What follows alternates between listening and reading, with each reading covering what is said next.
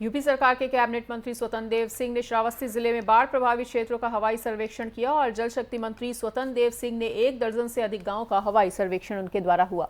आपको बता दें कि इसके बाद अधिकारियों के साथ उन्होंने समीक्षा बैठक भी की। वहीं श्रावस्ती जिले में बाढ़ से भारी तबाही मची हुई है, जिसका जायजा लेने के लिए कैबिनेट मंत्री ने सर्वेक्षण किया है और उन्होंने गांव के सर्वेक्षण के बाद एयरपोर्ट पर अधिकारियों के साथ बैठक की और बाढ़ प्रभावित लोगों को राशन किट भी बांटी। इस मौके पर कैबिनेट मंत्री ने पत्रकारों से बातचीत में कहा कि हमने 37 सालों में ऐसी बाढ़ नहीं देखी है और इन 37 साल की सबसे बड़ी ये बाढ़ मानी जा रही है, जिसको रोकने के लिए हम आगे भी काम कर रहे हैं। स्वतंत्र देव सिंह ने कहा कि बाढ़ पीड़ित गांव में जो गरीब लोग हैं उनको तकलीफ नहीं होने दी जाएगी।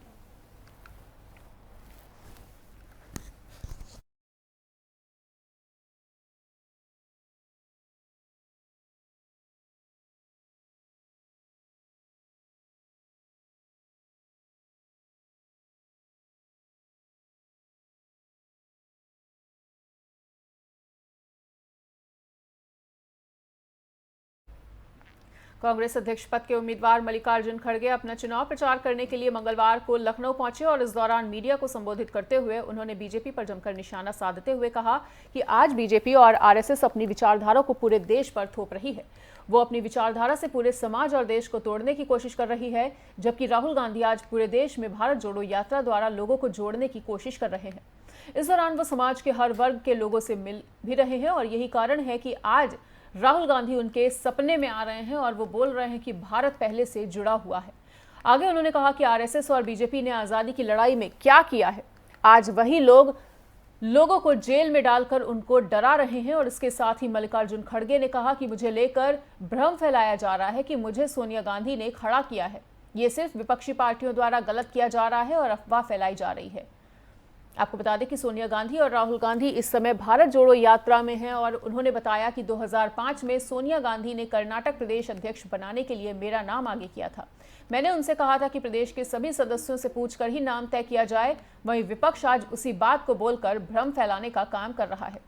एक सवाल के जवाब में मल्लिकार्जुन खड़गे ने कहा कि अब G23 नहीं है, उसमें जितने भी नेता पहले शामिल थे वो सभी मेरे नामांकन के समय मौजूद थे। सोनिया गांधी जी ने स्पष्ट कहा, राहुल गांधी जी ने स्पष्ट कहा कि हम इस इलेक्शन में पढ़ना नहीं चाहते। वो तो भारत जोड़ो यात्रा में रात दिन वहां पर काम कर रहे हैं और सोनिया जी यहाँ पर नहीं थे और जब भी उन्होंने किसी को उम्मीदवार होने वाले को मिले नहीं, तो कहां से कब वो मुझे बोलते हैं, कहते हैं। तो ये लोग थोड़ा, मैं एक चंद पेपर में कोई सुनने को नहीं देखा, एक बार एक कहा था कि कहीं रेफरेंस दिया था, मेरे को कर्नाटका प्रदेश कांग्रेस कमेटी का अध्यक्ष बनने के लिए 2005 या 6 में उस वक्त मुझे भास्कर फर्नांडिस जी ने कहा कि उनको मैडम अध्यक्ष बनाना था। तो उस वक्त मैं कहा, मैं अध्यक्ष बनने के बजाय जो हमारे और भी नेता लोग हैं उनसे मैं पूछ लेके एक पैनल करके देंगे, उसमें से आप किसी को। तब उन्होंने कहा कि आपको पीसीसी प्रेसिडेंट अध्यक्ष बनना चाहिए। बस यही हुआ। अब वो बात अब आप बोलो।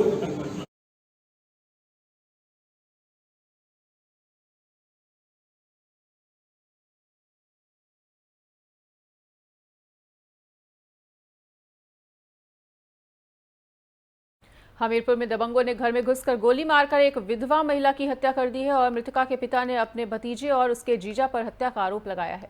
उन्होंने कहा है कि ये दोनों लोग अपने अन्य 2 साथियों के साथ घर में घुसे थे और बेटी को गोली मारकर फरार हो गए।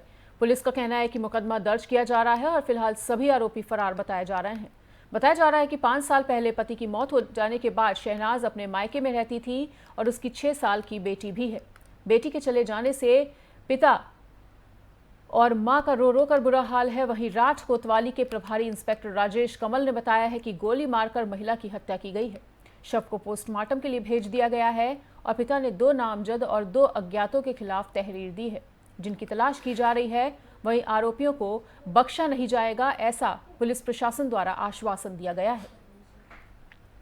तो दिन दहाड़े गोलीबारी की हत्या सामने आई है हमीरपुर से, जहां घर में घुसकर एक महिला को गोली मार दी जाती है और जिसके चलते महिला की मौके पर ही मौत हो गई। दिन दहाड़े गोलीबारी से हमीरपुर दहला हुआ नजर आया है और इसी खबर पर अधिक जानकारी के लिए हमारे साथ हमारे संवाददाता शिवांक राठ हमीरपुर से जुड़ चुके हैं। तो शिवांक, जिस तरह से दिन दहाड़े गोलीबारी से पूरा हमीरपुर दहलता हुआ नजर आया है, घर में घुसकर एक महिला को गोली मार दी जाती है, क्या है कुछ पूरा मामला, क्या कुछ जानकारी निकल कर आ पा रही है सामने?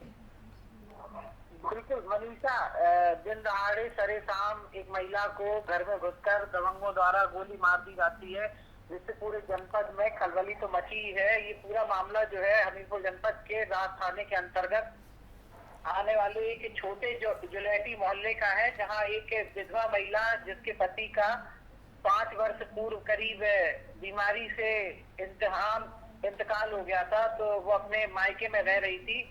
तो ये गोली जो मारी गई है, ये कारण जो सामने आ रहा है वो ये है कि उस महिला का बताया जा रहा है, पुलिस का भी कहना है, छानबीन में जो चीजें सामने आई, उस महिला का हत्यारों के बहन के पति से कोई संबंध था। ये इस बात को लेकर उस महिला को गोली मारी गई है। ये भी बताया जाता है कि वो जो हत्यारा है वो कहीं ना कहीं से उस महिला का विधवा का सचेरा भाई है। मनीषा जी बिल्कुल शिवांक, और पुलिस प्रशासन द्वारा क्या कुछ अपडेट मिल पा रहा है? इस मामले में पुलिस छानबीन करने में लगी हुई है, हत्यारों की तलाश में लगी हुई है कि पीड़ित के पिता ने जो कोतवाली में प्रार्थना पत्र दिया है, उसके मुताबिक उन्होंने बताया है कि उनके घर में उनकी बेटी जो है वो घर में सो रही थी। उसी दौरान दबंग जो हत्यारा है वो अपने 3 अज्ञात साथियों के साथ घर में घुसकर ताबड़तोड़ फायरिंग करता है। फायरिंग से उसकी जान चली जाती है। पुलिस इस मामले में कह रही है कि हत्यारों की लगातार तलाश की जा रही है, उनके ठिकानों में दबिश दी जा रही है, लेकिन अभी तक हत्यारे पुलिस की पहुंच से दूर है। बिल्कुल शिवांक, और जिस तरह से अचानक से ये हत्या कर दी गई है, तो क्या पहले भी कोई रंजिश का मामला इस पूरे मामले में और इस पूरी वारदात से पहले सुनने में आया था? मनीषा, ये मामला जो है कहीं ना कहीं प्रेम प्रसंग से जुड़ा हुआ है। मृतका जो थी उसका जो हत्यारा है उसके जीजा से कहीं ना कहीं संबंध था। एक और घटना जो प्रकाश में आ रही है कि मृतका ने उसके जीजा से 3 दिन पहले कोर्ट मैरिज भी कर ली थी, जिससे वो नाराज था और हत्यारे ने घर में घुसकर महिला की हत्या कर दी, विधवा की हत्या कर दी। ठीक है शिवांक, इस तमाम जानकारी के लिए आपका बहुत बहुत शुक्रिया। तो बताना चाहेंगे कि शिवांक श्रीवास्तव हमारे साथ जुड़े हुए थे हमीरपुर से, और जिस तरह से उन्होंने तमाम जानकारी देते हुए ये बताया कि प्रेम प्रसंग का ये पूरा मामला समझ में आ रहा है, सुनने में आ रहा है, जिसके चलते दिन दहाड़े गोलीबारी से एक महिला की हत्या कर दी जाती है और घर में घुसकर महिला को गोली मारकर मौत के घाट उतार दिया जाता है। फिलहाल पुलिस प्रशासन द्वारा ये आश्वासन परिजनों को दिया गया है कि जो भी आरोपी इस पूरे मामले में संलिप्त पाया जाता है उसे बख्शा नहीं जाएगा।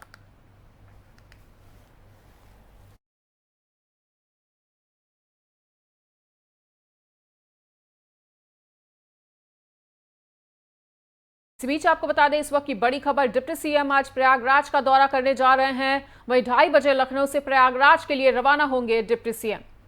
तो डिप्टी सीएम का आज प्रयागराज का दौरा है और आपको बताना चाहेंगे कि 2:30 बजे लखनऊ से प्रयागराज के लिए रवाना होंगे डिप्टी सीएम केशव प्रसाद मौर्य। और आपको ये भी बता दें कि डिप्टी सीएम केशव प्रसाद प्रयागराज में करेंगे बैठक, तो पदाधिकारियों और जनप्रतिनिधियों के साथ वो संवाद भी करेंगे। वहीं डिप्टी सीएम केशव प्रसाद मौर्य का आज प्रयागराज दौरा है, 2:30 बजे वो लखनऊ से प्रयागराज के लिए रवाना हो जाएंगे। वहीं प्रयागराज दौरे के दौरान तमाम विकास कार्यों की भी स्थिति को जानने का प्रयास किया जाएगा और 2:30 बजे लखनऊ से निकलेंगे डिप्टी सीएम केशव प्रसाद मौर्य।